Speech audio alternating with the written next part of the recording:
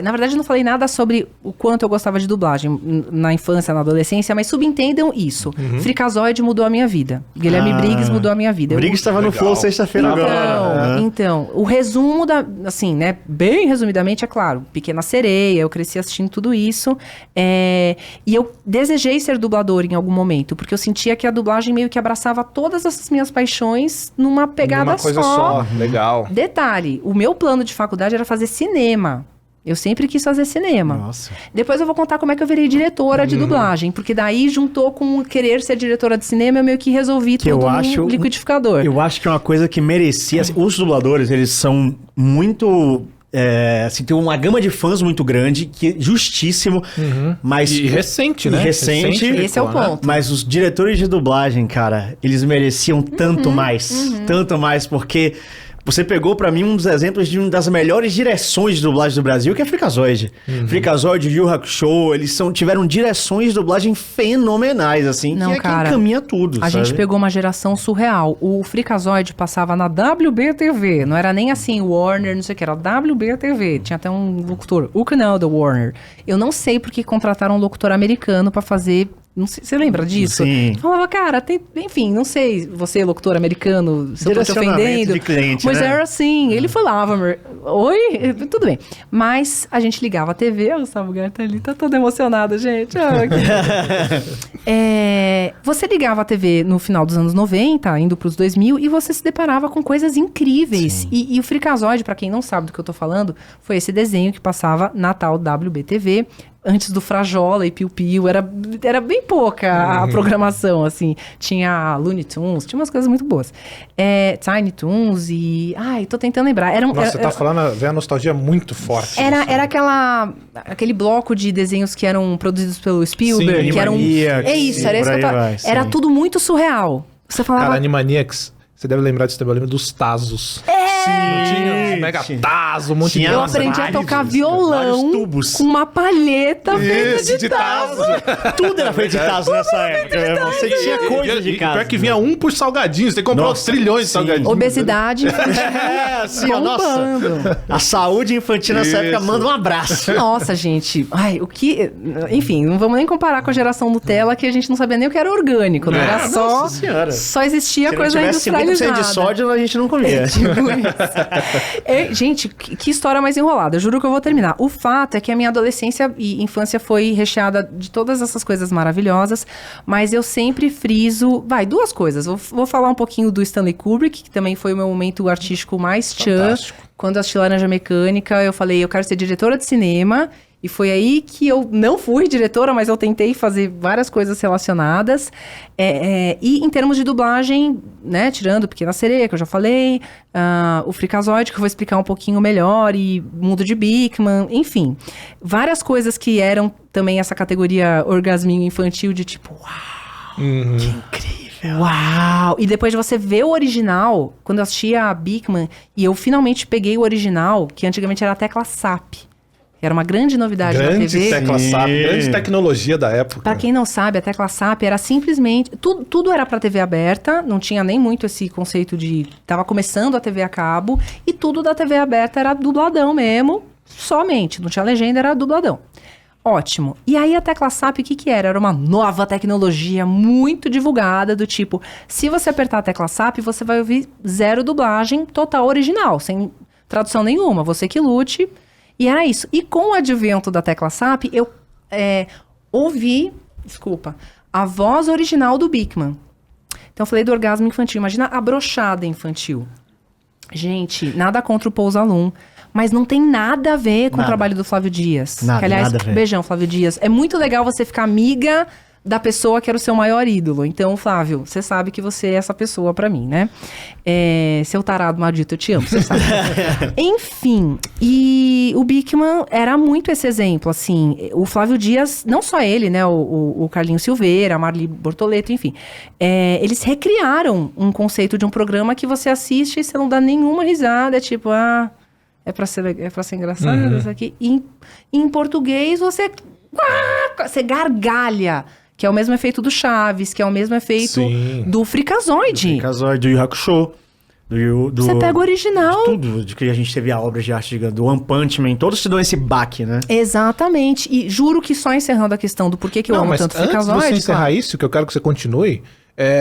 eu tava comentando esse disco, com o Milton e com o Gabriel, que é o que você falou, é a força da dublagem, que a dublagem brasileira em específico, ela é tão boa, ela é tão incrível, que filmes ruins ficam bons. Sim. E existem muitos filmes antigos que são incríveis pela dublagem.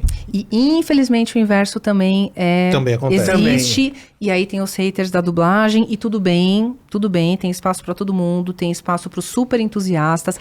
Eu sou menos entusiasta da dublagem do que esse meu aluno, por exemplo, do que o Martinho. O Martinho é uma coisa assim, a dublagem tá acima da obra, e ok, mas não... A minha formação é para cineasta, então existe a obra, e que bom se a dublagem puder melhorar aquela obra, mas ela ainda assim é um item à parte, ela não é, né? É claro que é uma delícia quando acontece essa magia da dublagem, é por isso que o meu curso chama a magia da dublagem. Magia, Dona Bia, articule, magia da dublagem, porque é uma mágica, nem a gente sabe como acontece, é muito louco, mas a gente consegue melhorar muito as coisas? Consegue.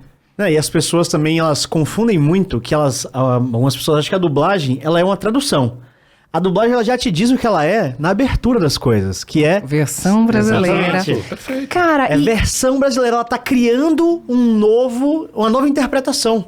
Para nossa realidade, que agora é o termo da moda, que eu até nem gosto, gente, de usar esse termo, localização. Eu a amo. Eu não gosto, porque a gente faz localização desde sempre. Sim. O versão brasileira já é a localização. O que eu não entendo é por que pra games tem que falar, não, pra games é localização e o restante é dublagem. Porque pra games mim... é todo mundo muito descolado. Qual todo é, meu mundo irmão? quer inventar palavrinha. Eu acho um pouco isso aí. Na verdade, é o que a gente sempre já fazia na própria dublagem tradicional. Agora, o que no mundo dos games, e mais especificamente na dublagem do mundo dos games, é muito específico e merece sim uma categoria à parte. Depois o meu amigo ele até me explicou que esse termo localização também não é só para circa, é para tentar lutar para ter mais direitos. Claro. Porque é quádruplo o trabalho, né? A parte de localização, legendagem, adaptações 1000, ela tem que ser feita com todo o menu. Sim, ela tem que ser feita com tudo. Um universo. Então é diferenciado. E tem também, Bia, o fato de que assim, você já fez bastante games, então você está bem inteirada disso. Nós que jogamos, nós sofremos muitos anos com jogos que nem legenda em português tinha. Eu também sou desse tempo. Exato. Então assim, essa popularização que está acontecendo, inclusive que a gente falou de dublador, eles estão ganhando muita relevância, é porque a galera dando valor ao que tem que ser dado valor. Exato. Porque as empresas, primeiramente, como a própria Sony, como a Ubisoft, elas estão se preocupando com isso, em localizar ou o termo que cada um preferir. Não, gente, esse é o termo, claro, tá certinho, mas eu digo assim, na minha cabeça, é sempre, eu falei, a gente sempre fez, Chaves é totalmente localizado, enfim, Bigman, todos esses exemplos aqui. É importantíssimo esse reconhecimento que vocês estão ganhando, e a localização, ou qualquer outra palavra que cada um vai usar a sua, né, que seja. Localização, gente, isso. É importante, eu acho muito legal a forma que vocês estão sendo valorizados, e vocês têm que ser, porque vocês estão fazendo parte dessa mudança. Mudança, e nesse momento, o consumidor, seja de game, seja da mídia tradicional, um desenho, um anime, seja lá o que ele estiver assistindo, filme, novela, nesse momento, que era quando eu criança, e aí eu vou fechar no Briggs, né, assistia lá o Freakazoid, e aí tem um momento que o Freakazoid, ele cai no chão, porque ele perde muitas vezes, lá tem não sei se você vai lembrar desse episódio, é muito emblemático. O Freakazoid, ele cai no chão, porque ele tá super fraco, e toda vez que ele cai no chão, ele fala, eita, chãozinho gelado. Você lembra disso? Cara, sim. Eu era uma pessoa antes do eita, chãozinho gelado, e outra pessoa depois, porque... Eu, em casa, criança, falava, como é que um dublador tem a liberdade de fazer isso? Eu sei que no original o cara não tá falando com sotaque nordestino. Eu sei que... Então, assim, nessa hora que eu já queria ser diretora de cinema, eu falava, eu quero ser dubladora. Porque é esse nível de poder, se é possível, se o cliente te der essa liberdade, se todo mundo ali no estúdio estiver de acordo, você melhora muito. E aí, sim... A comunidade, enfim, o consumidor, a criança que está do outro lado, o adulto, seja lá quem for, se sente acolhido.